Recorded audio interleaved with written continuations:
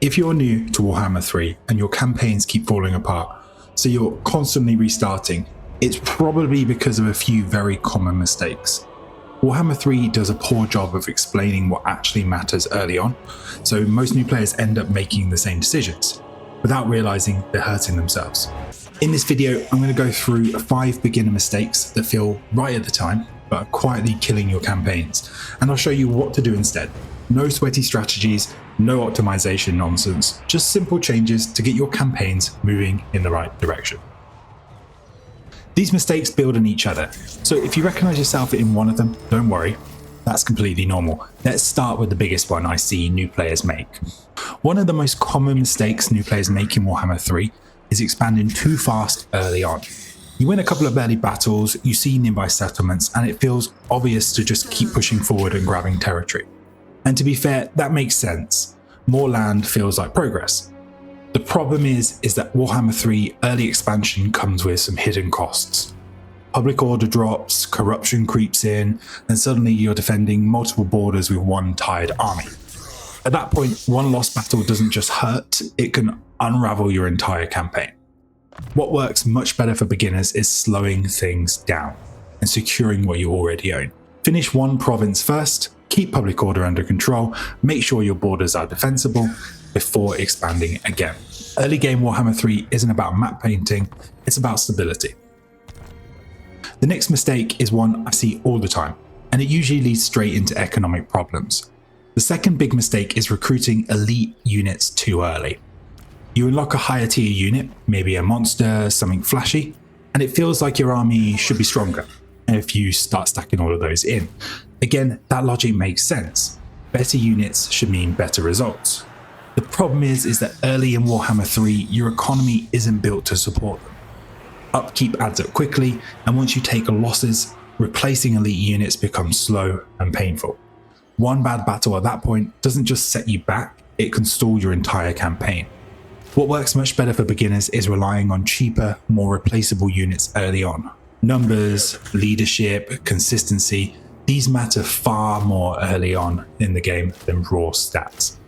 Elite units still matter, but they work best as support or finishers, not as the foundation of your army. A cheap army you can rebuild will always outperform an elite army you can't afford to lose. This next one is sneakier, because most players don't realize they're doing it until it's too late.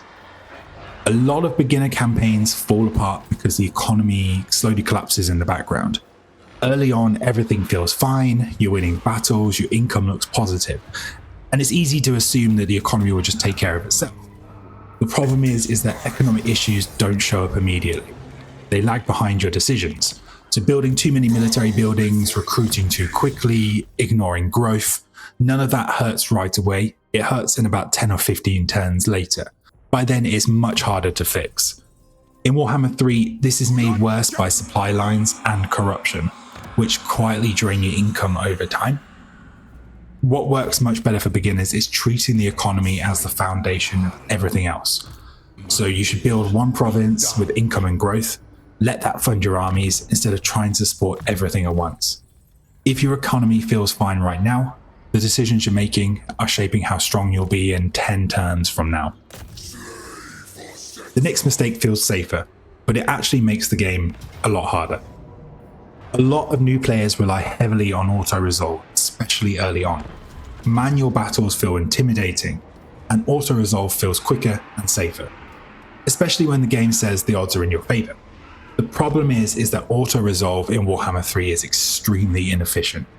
It bleeds units, undervalues leadership, and punishes certain army types far more than it should. These losses add up, and suddenly your army is too weak to push forward or defend properly. What works much better for beginners is fighting more battles manually, especially early on. This isn't about mechanical skill, it's about control. You'll take fewer losses, keep your army healthy, and you'll learn why battles play out the way they do. Manual battles don't make the campaign harder, they actually make it easier. The final mistake is more strategic, and it quietly overwhelms a lot of beginner campaigns. The final big mistake is treating every war like it has to be fought to the bitter end. A lot of new players ignore diplomacy almost entirely. They refuse peace deals, they push every war as far as possible. Before they realize it, they're fighting on multiple fronts. Again, this feels right, because it feels like backing down or making peace means you failed somehow. But in Warhammer 3, that mindset is really dangerous. The AI is very good at piling onto weakness, and if you're stretched thin, other factions will notice. Constant war also means you never get time to rebuild, you can't stabilize your provinces, or fix your economy. What works much better for beginners is being selective. Use peace as a tool. End wars when they serve their purpose, and focus on fighting one front at a time. Winning Warhammer 3 isn't about fighting constantly, it's about choosing the right wars. If you recognize yourself in any of these mistakes, don't worry, that's completely normal.